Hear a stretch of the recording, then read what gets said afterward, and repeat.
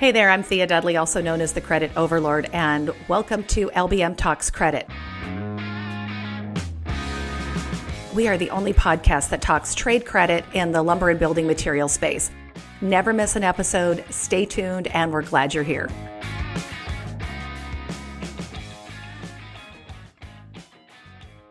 Thanks for joining another edition of LBM Talks Credit. And today's topic, we're going to go down a little bit of a rabbit hole. It's a tale of two perspectives.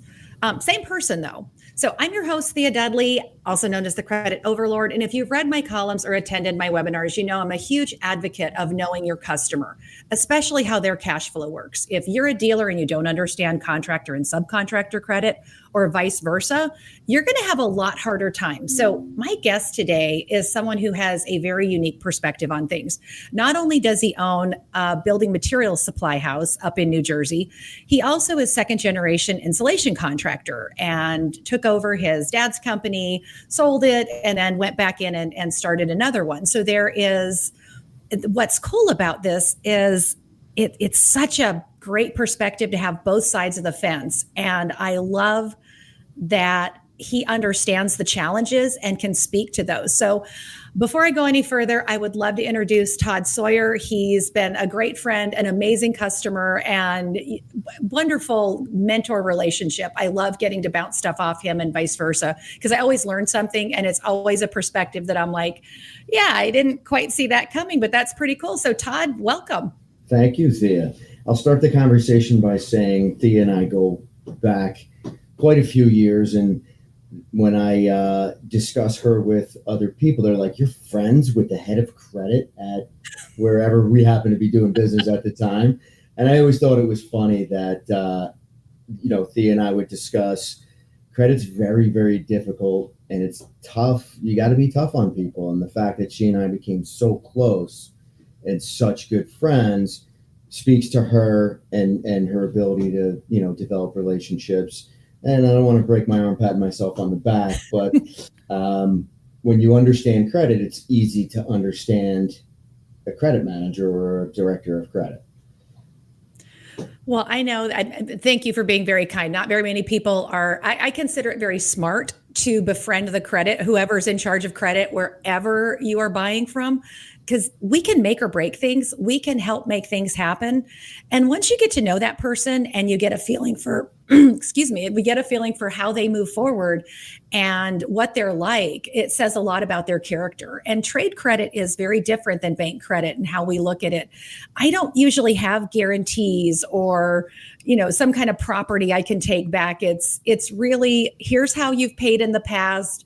And I'm placing a bet that you're going to continue to be that person. So getting to know them on a different level really does help. So Todd, I got to hear you on a podcast called, I think it was Entrepreneurs on Fire. Yeah. And I loved that one because it spoke about overnight success. And everybody looks and I get that a lot now from different people in the industry where they, younger generations, they see things different, or people will come up and say, I want to do what you do. And it's like, I would love for you to do what I do, but do you know what I do? And it's like, I collect money. It's not that glamorous. It is really fun if you make it.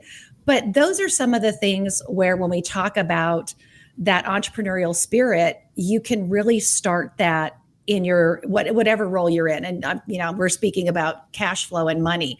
And so I want to circle back and talk about that a little bit more. But what I really want to talk about, how that supplier, dealer, or contractor mentality, you're sitting in the same position.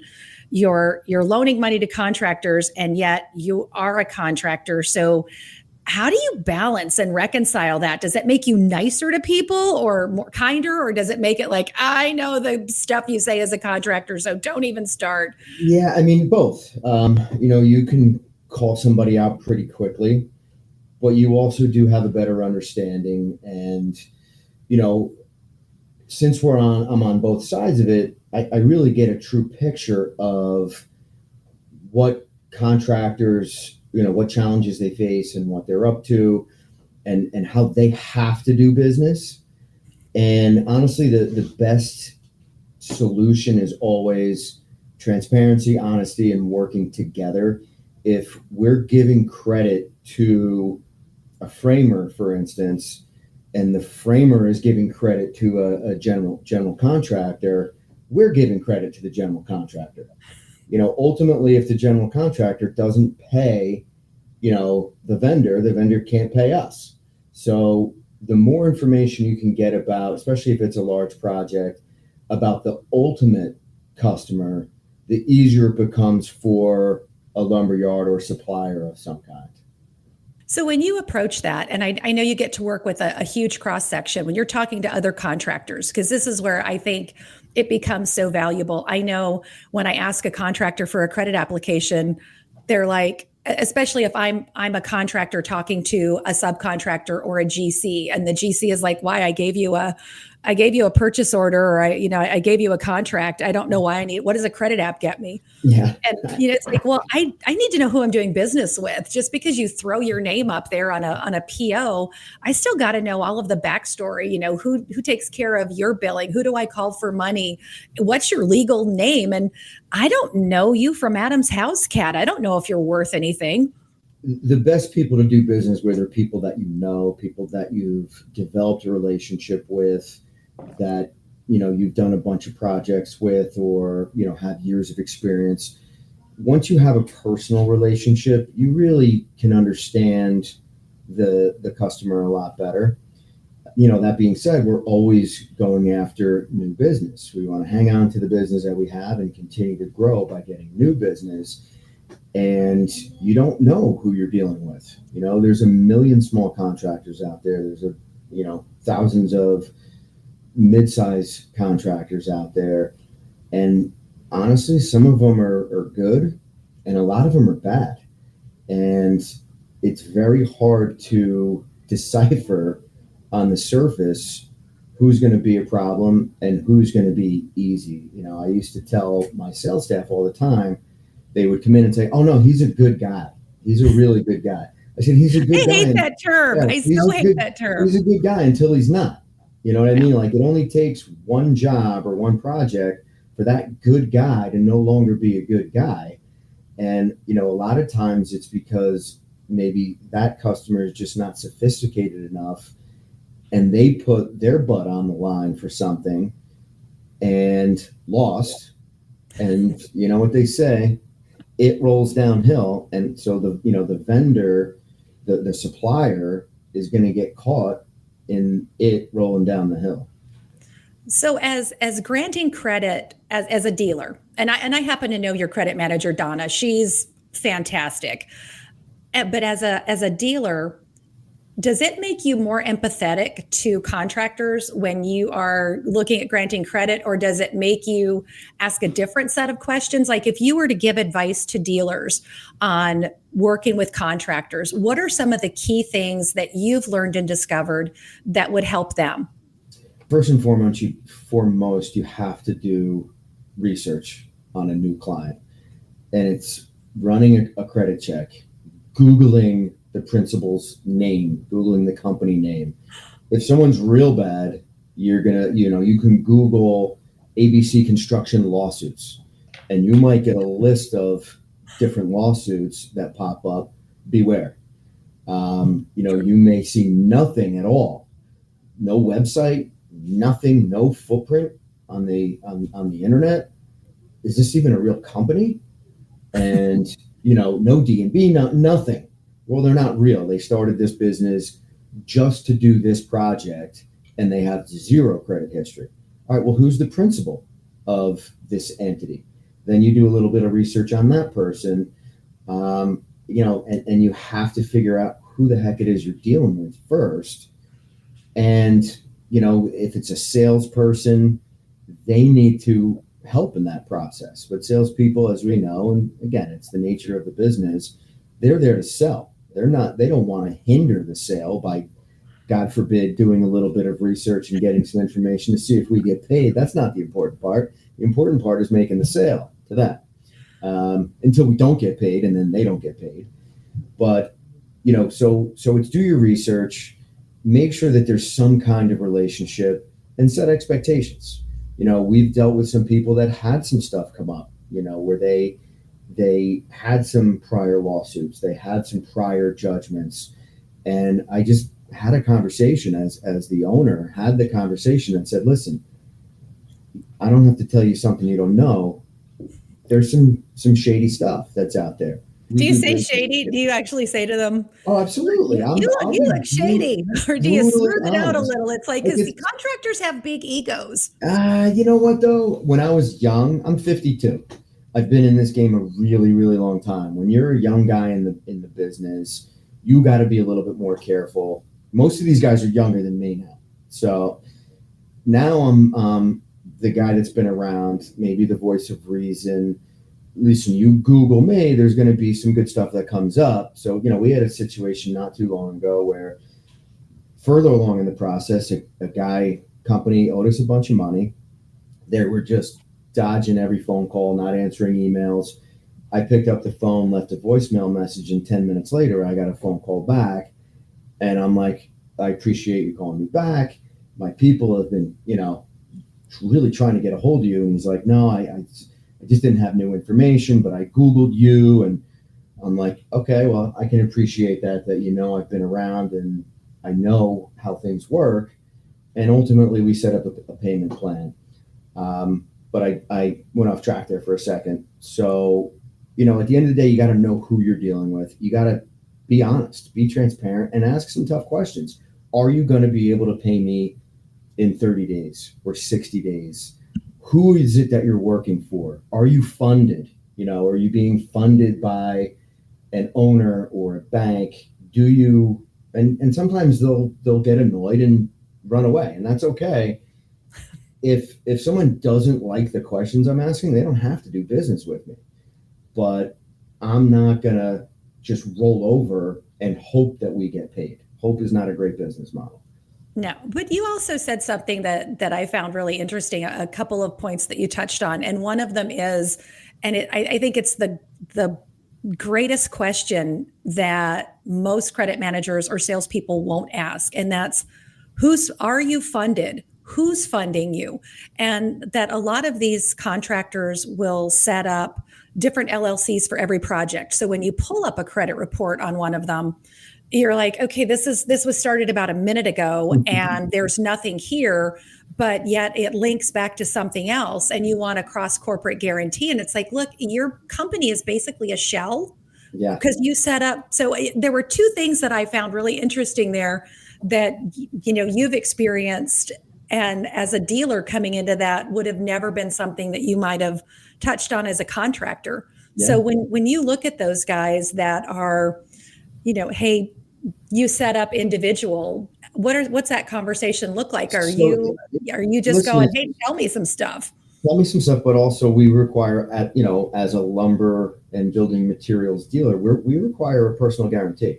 If you want credit from me, you're going to sign a PG. And that's just the way that it is. Do you get a lot of pushback on that? Because that's one thing that credit managers are always like, I'm never going to get this. And it's like, what's your company policy? I say, well, then you can pay as you go. That's okay. No problem. You can pay as you go. You can come in every day. You can pay with a check every day. You can do electronic transfer every day. You can pay with a credit card every day, although we charge you a processing fee now. Or you can personally guarantee it. And my philosophy has always been, anyone who's not willing to personal guarantee on a credit app, again, it's not going to hit your credit. It's not going to screw your credit up. But if you're not willing to do a personal guarantee, you're not sure if you're going to pay. Like I PG everything. So the new company, I'm back in the insulation business, as you said in your introduction, and it's a brand new company. So there's not a lot of credit history there. Granted, a lot of people know me, and it was very easy to get credit. I was going to say, Todd, I don't think that was a big struggle for you. It wasn't, but I was willing to. Might give you credit. Yeah, but I was willing to personally guarantee it because I know that it's going to be paid. So, no matter what, I'm like, I don't care. I'll sign it. Just put it in front of me. I'm going to read it to make sure I'm not giving you, one of my kids, but. I don't know. There are days I'll pay. It's like, well, maybe I'll give you one of them because I'm not too delighted with them today. You want collateral? That's an option. but I know it's going to get paid. And again, that's something that was ingrained in me from when I first got into business, from my father, who never cut a bill by a penny. And I came into business in the very early 90s. He went through in the late 80s, getting to a point where he almost lost his business, and everybody around him was cutting deals to pay 30 cents on the dollar. And he paid every nickel that he owed to all of his suppliers. It took him a little bit of time. And he taught me for years, if you're honest with people and you communicate with people and you do the best that you can and pay what you owe eventually, you're going to earn their respect. And that's something that I tell guys. Some guys get in trouble and it's not their fault. Maybe they ran into something that they hadn't anticipated. Maybe they're not getting paid. And sometimes guys will say, I didn't get paid, so you're not getting paid. And my response is, it doesn't work that way. Like, no, buddy, I'm getting paid. Other guys will say, I want to pay you, I just don't have it. I don't have any money to pay you. And I say, okay, here's what I'm going to ask of you. You need to call Donna or your salesperson or our manager Eric at the lumberyard every single week. You got to check in, and you have to say, hey, it's so-and-so, I'm just calling to check in. I'm not running away. Nothing really has changed between last week and this week, but I'm hoping that within a couple weeks I'm starting a new job and I can maybe, pull some money from that and start paying you. And I owe you 10,000, but I can send you 500. I'm okay with that. But when somebody they're scared or they're annoyed that we've called 100 times and they just go dark, I'm out. Now you're going to deal with, who's the bad one, Dr. Jekyll or Mr. Hyde? You're going to deal with Mr. Hyde, I guess, is the bad one. I think so. Yeah. I don't remember. But again, I'll work with anybody, and I get it. I understand. If you're doing your best and you don't disappear, then I'll give you the benefit of the doubt. Yeah, well, I think it goes back to, look, I didn't give birth to you and I didn't marry you. So, those are my two obligations to take care of. But we did our part. We delivered material. I expect you to step up. And I hear from contractors, well, Thea, I didn't have anything good to say, so I just decided I wouldn't call you. Okay, now I have the worst case scenario and I still have to make a decision. So yeah, I love, hey, touch base. Don't make me chase you. And there's nothing worse. Throw a little bit of money at me, a couple $100 just to show, because you're still eating, your lights are still on, and you're talking on a phone. So something's getting paid. Well, my favorite is when they say, I don't have any money, but I'll call you in 2 weeks when I get back from my vacation. That's the best one. What did you just say? You're going on vacation, but you can't shoot me $500, $1,000. Yeah. And then honestly, again, as somebody that's been around, I'll give them a lecture. I will say, you know what? It's a bad look, and you should be ashamed of yourself when you owe money to a lot of people and you're taking, well, I'm entitled to take a vacation. I said, no, you're not. You are not entitled to take a vacation. As a matter of fact, it's a disgrace that you're taking a vacation when you owe people money. You should be pumping gas at night, whatever it takes, to get the money that you need to pay your debts. I love that you shame them. I love some credit shaming. Absolutely. That's a pet peeve with every credit manager I know, where it's very, well, he's out of the country or he's on vacation. It's like, are you kidding me right now? Yeah. You took a vacation and you owe me a bunch of money. Honey, you don't deserve a vacation. No. You deserve to pay me. Circling back around, it's a tough business. This business that we're in, it's tough. It's not easy. You're constantly chasing money. Your customers are constantly chasing money.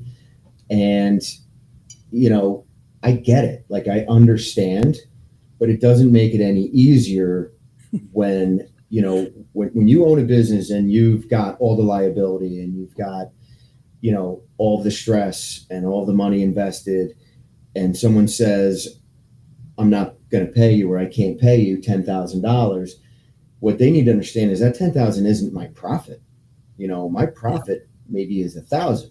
So $9,000 I just, literally flushed down the toilet, and it hurts. I gifted you. It was this unexpected generosity from me, but yeah. I do want to talk a little bit about, because so is Donna's getting close to retirement, isn't she? Yeah, she is. She's been such an interesting story. The lumberyard, our lumberyard, Park Union Lumber. So during the late '80s, when the building industry hit a wall, Ugh. and my father's insulation company was struggling, and there was just no money in the house. So talk about not taking a vacation. There was no going out to dinner. There was certainly no vacations. There was, we're selling the Cadillac and getting a Dodge, the most basic Dodge car that there is. My mom went to go. She needed to get a job to help the household. I was in high school, and she got a job at this little lumber yard called Park Union Lumber, and she worked there probably for 10 years. And on her way out, she trained Donna, and Donna was there since then.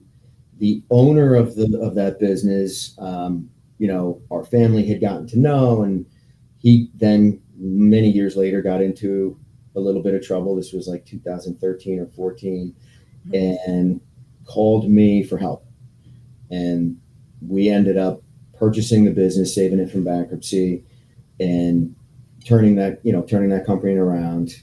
And ironically, Donna was still there. So my mother trained Donna, and ultimately I ended up buying the company, which I think is I just think that's such a cool story. I mean, and it does show you that in this, because we've said this a lot, this, once you get into the lumber and building material and contractor world, it's like a tar pit. You just never get out. You're always insulation too. You know that. Any of that.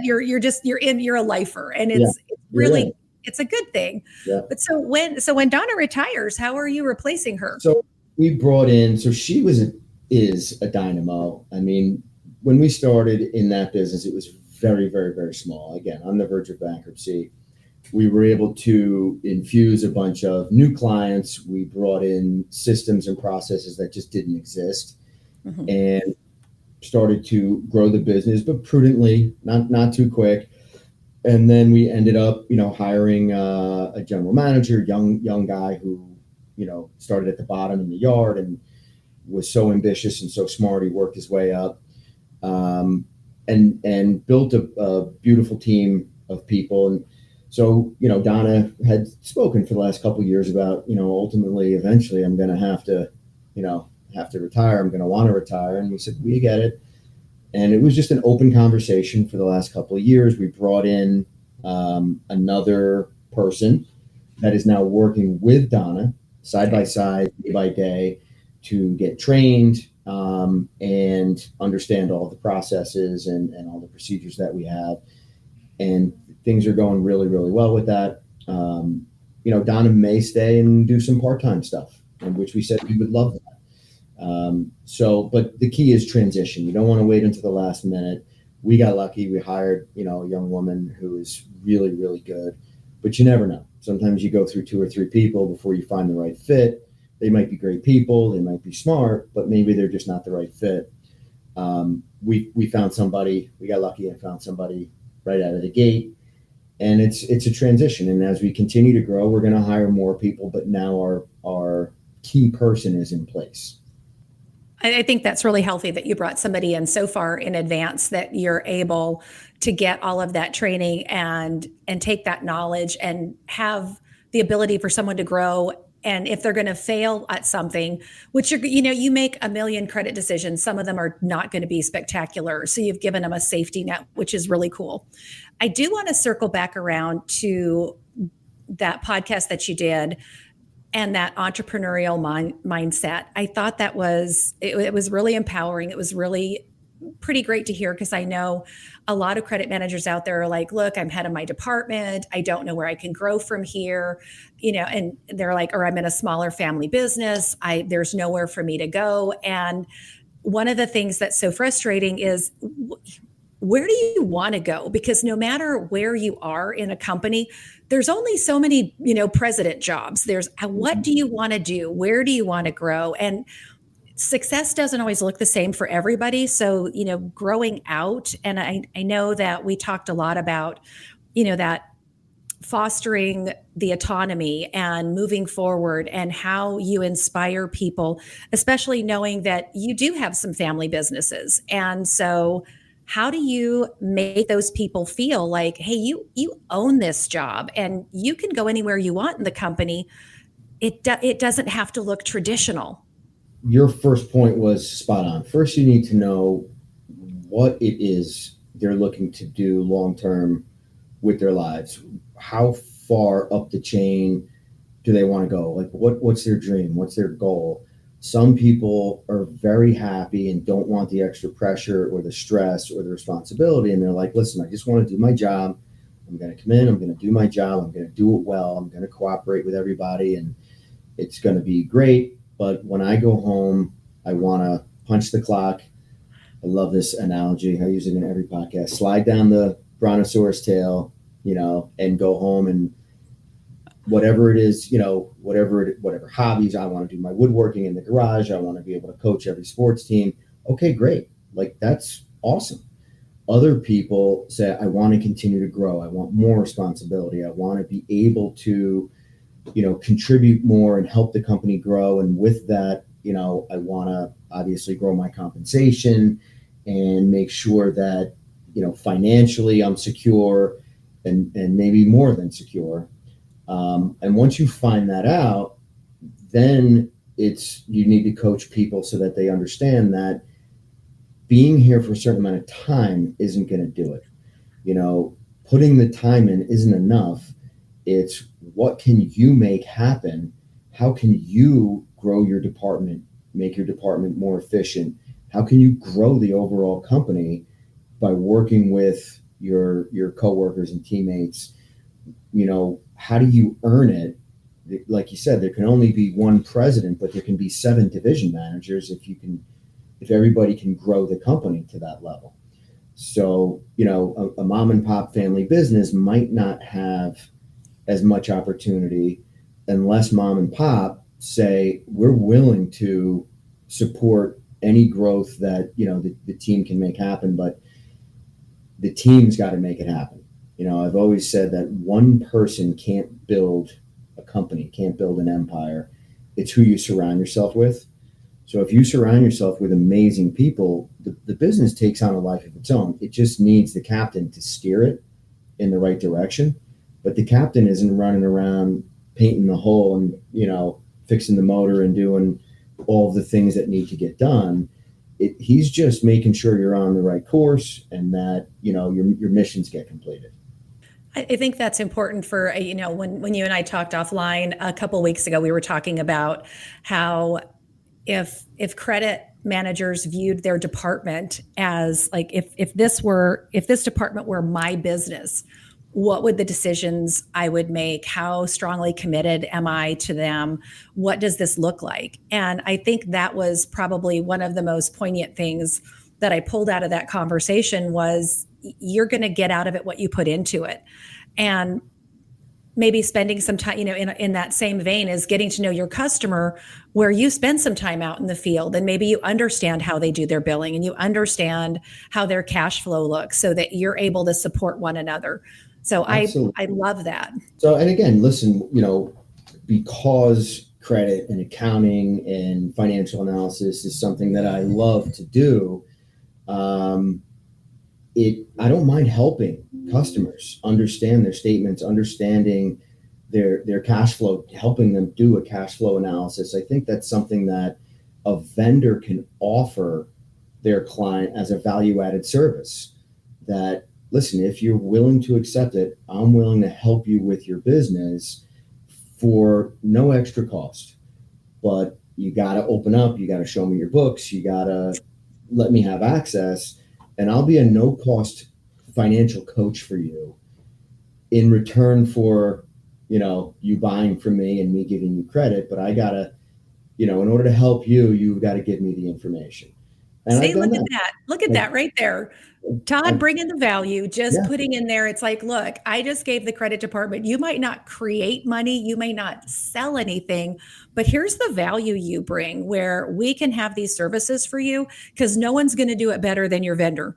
Absolutely. Absolutely. And again, there's some very sophisticated business owners out there, but there's a lot of unsophisticated business owners that would probably jump at the chance to have somebody come in and give them some financial coaching and help them understand what a financial statement means and how to read it and understand, balance sheets are just as important as, income statements. You can be a very profitable company and go belly up because your balance sheet is out of whack. I think that's true on the cash flow side of things. And that's looking at some of these guys when you offer, you're like, hey, let me come in and do this. When I can tell right away if they're pushing back a whole bunch and they're like, oh, I'm good, Thea, I just need to get through this one project. It's like, no, we're going to get you cleaned up and then we're going to invite you to buy, cash in advance or COD because you are not going to learn anything. You're living job to job and you haven't figured anything out. Absolutely. So just to touch, on something that you talked about before, bringing it, the entrepreneurial spirit to a credit department, something that I really believe in is, profit sharing programs. And each, for each person or each division, that might be a little bit different. But when someone's got a little skin in the game, it kind of changes their mentality a little bit. And if it's based, if part of their comp package is based on net profitability of the business, then one, they're definitely concerned about sales. So you've got credit now, they are interested about sales, but they understand that if you make the sale but we don't get paid, that's going to work in the opposite direction. So now they're looking at the company as a whole, which is more entrepreneurial, and they're going to, maybe be a little bit more creative in how they go about giving credit, and that they just don't want to push somebody away and say, you won't do this, or this came up on a report, so we're out, or, kind of hit them between the eyes. And you might be more inclined to develop a relationship with them because you want their business, but you also want to make sure that you're getting paid. Well, I think the easiest thing for a credit manager to do is to say no. And it's like, nope, I found a problem. Nope, I found a problem. It's a lot more steps and it's a lot harder to find a way to say yes. But I've always held that, look, as a credit team, if you can say, look, I did everything that I could, tried to find a way to get this company credit. I just can't. Here's, we're going to do COD, or I've offered everything I possibly can. I want my sales team to have faith in me that if I tell them no to an open account, they know it's a real no because they know I busted my tail to make it happen. And I think that's the difference between knowing that you're a sales organization and yes, we're there to support, but I also don't want someone to go, oh God, we have to go to the credit department. She's such a drag. She says no to everything. She doesn't understand how hard it is out here. And it's like, look, I understand how contractors get paid. I understand how subs get paid. And I also understand how it ties into us. So tell me what you don't think I get. Yeah. And I think it's very important for your sales team to also be on the same page with expectations. They bring a client in, he's a great guy. We know he's a great guy. You run the credit. It's okay. You're not going to turn the guy away, but there's some red flags.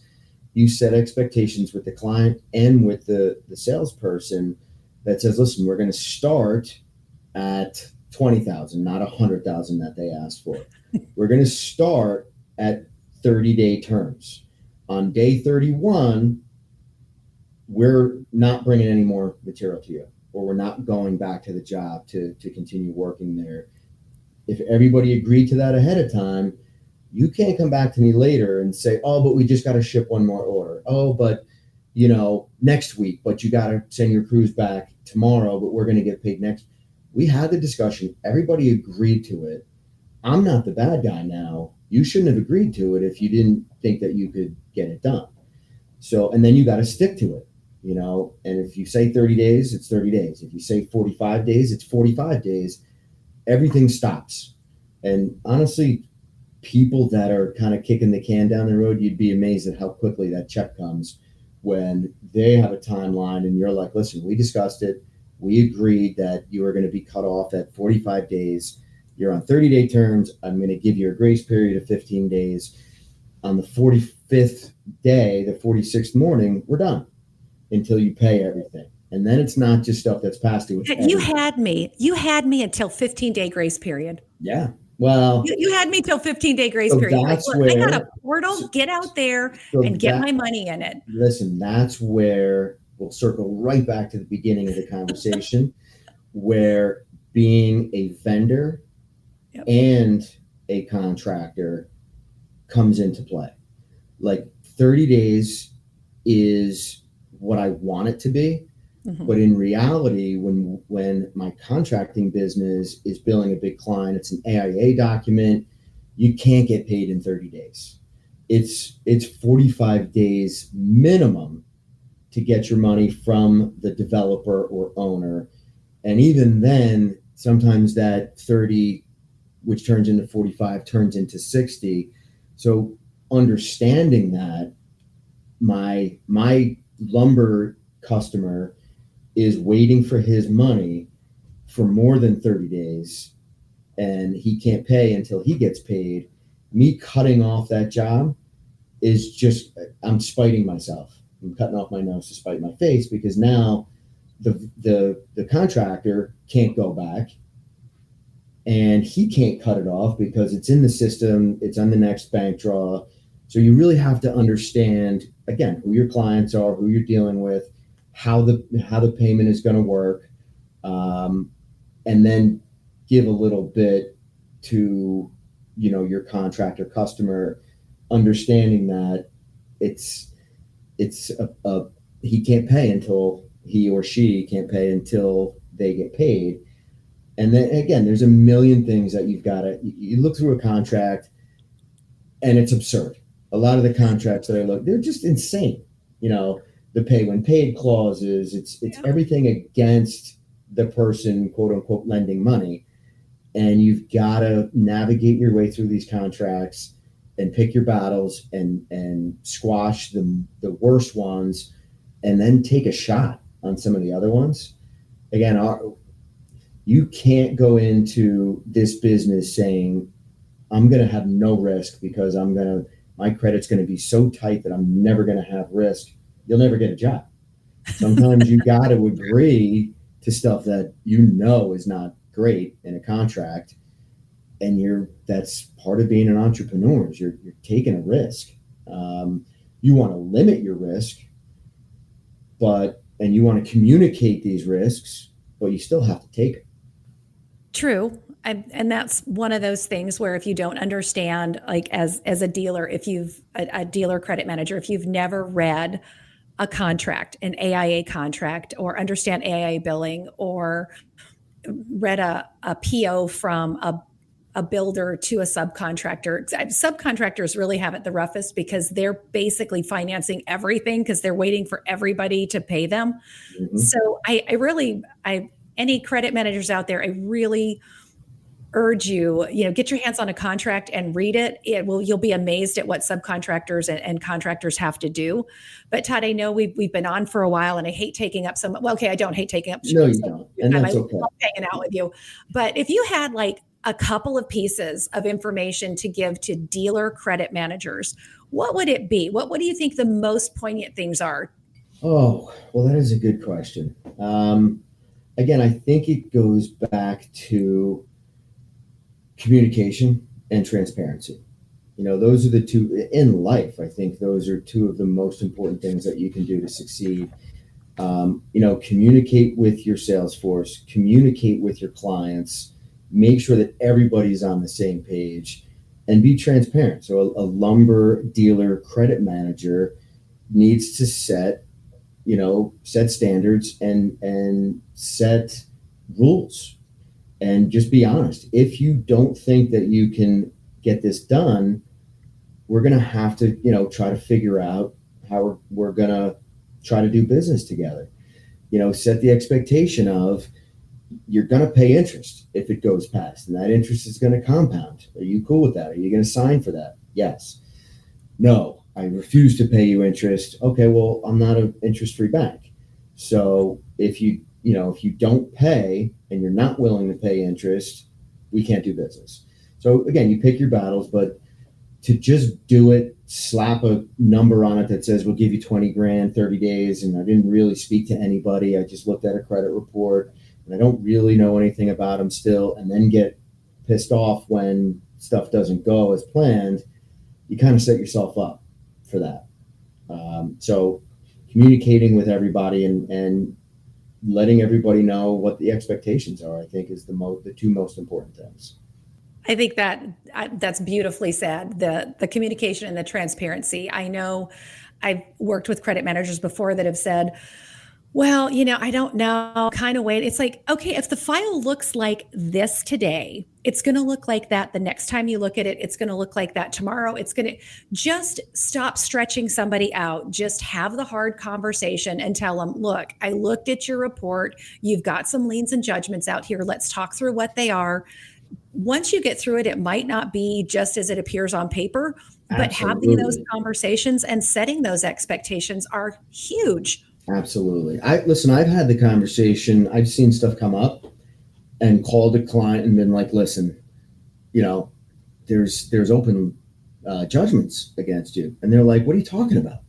I'm like, yeah, here it is. And they're like, can you take a screenshot of that and send it to me, or the link? And I'm like, yeah. They had no idea that their credit had problems. Yeah. And they were actually grateful, and then there were other guys that were like, oh, I know this thing just keeps coming back to haunt me. It was 15 years ago and here's what happened. And, but I've been great since then and I haven't had any issues, and it was the customer. And you could tell if you're in the game long enough. You got a BS detector, Thea, like no. Oh yeah, you got a BS meter out there. Yeah, listen, I know when someone's, singing me a song and giving me a story versus someone that truly is trying or is being honest with me. And that just comes with experience, and it comes with time. And listen, I've been burned more times than I care to remember. Okay, I love that you admit that. That you admit that, because there are so many guys that are like, I've collected every dollar. I'm like, oh my God, you're such a liar. Yeah, you haven't. It's nonsense. It's not. Listen, nowadays, our bad debt is next to nothing. Listen, we're careful. Don't you credit that to better on the front end? 100%. It's like you're not gonna solve problems the way that you want to on the back end if you just did the due diligence up front. Yeah, exactly. And listen, there's people that that we just won't do business with, and they're good. They're still good guys. I just won't do business with them. I won't give them credit. I'll do business with them. And then honestly, there's some other people where I'm like, they're not even allowed in the building. I don't even want to see them in here, even if they're paying with a credit card, because they'll probably dispute the charge the second that they leave. Yeah, it's like I'll take your credit card, you'll dispute it, your check will bounce. Honey, unless you're coming in here with green dollars, just don't. They're just not good people. But you got to know who you're dealing with, and be able to also know is a very powerful and very liberating word. Yes, we all want to grow our businesses. Yes, we want to, take more market share, but you can do all the work in the world. If you don't get paid, what's the point? We don't need to practice.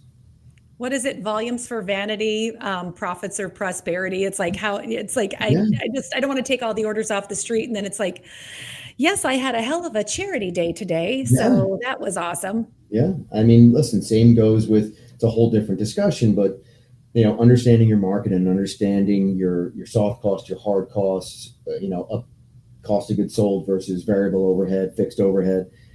A lot of people are not only taking risks with credit, but they're not even making money if they do get paid.